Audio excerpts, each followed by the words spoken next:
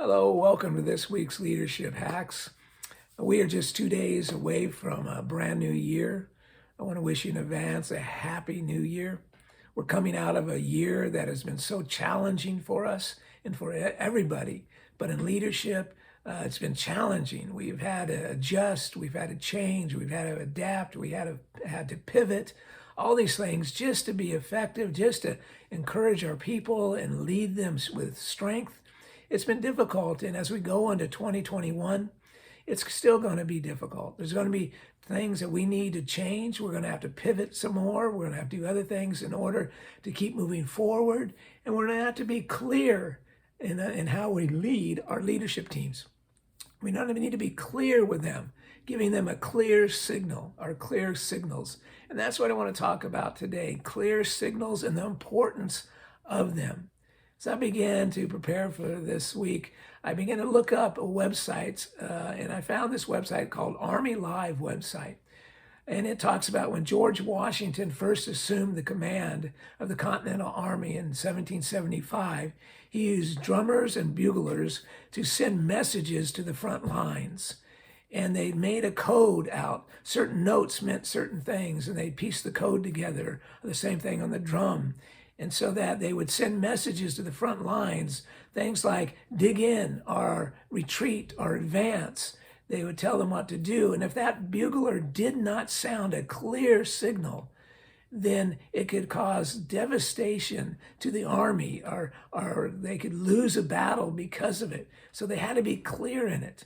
And I want to say to us in leadership, we need to be clear. We need to send clear signals to those we're leading, clear signals to our staff. We need to do that, whatever our leadership position is.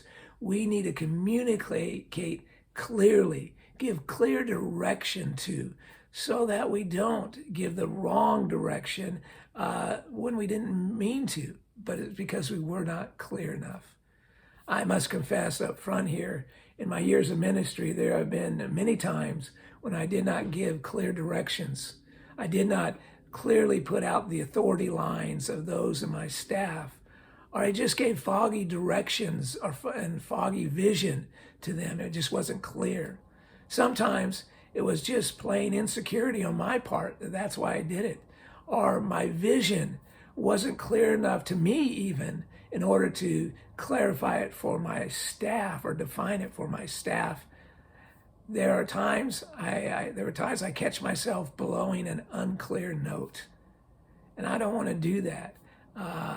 We can still do that. At times, I'll still do that, but it's getting less and less and less and less for me. If we want to thrive in our ministry, if we want to thrive in our leadership positions, we need to communicate clearly and give clear parameters to those that we're leading. Here are a few thoughts on giving clear signals. First, always be clear. I know I'm repeating that, but always be clear when you're defining a new position to someone or bringing someone in who's new. Always be clear to what that position entails. Also, be clear to make it clear to them who they report to, who they answer to, who is their go-to person. That it's clear to them on who that person is. Second, provide clear parameters. Put out the parameters that their authorities in. Put out the parameters that they are to work in and what they're to do in those parameters. So clearly articulate their authority and their boundaries of the area that they are ministering in. At the same time, try not to micromanage, which we already talked about, but clearly defining for them their position, their boundaries. Go over their budget with them, making clear how it's broken up and also how much they have in their budget so they don't overspend and they don't realize it, or they get in trouble for spending something that they weren't supposed to spend on. So provide the clear parameters. 3, make sure the goal or the outcome is clear from the start. This way, the staff person who is responsible will know, and their teams will know what they're expected to achieve. So make that goal, make that outcome crystal clear. so that when the task is done, when that ministry is done, that night of vision's done, whatever it might be, that when it's over, it's done what it's supposed to do. It's clearly achieved what they're supposed to do. Fourth one, a clear completion date or time. Make sure that we give a clear completion date for a task, that when it's supposed to be completed. Also, when an issue is to be resolved. If there's been an issue and there's a struggle between staff members or whatever, give a timeline on when that is to be resolved, or when assessment is to be completed. When are we going to start assessing things of the ministry? Is this done? Is it complete like it's supposed to be? Or when a new ministry is to be launched. Okay, we're planning a new ministry. They're building that new ministry. Have a timeline so that they know this is when it's supposed to be done and it's launched. This is the launch date on it.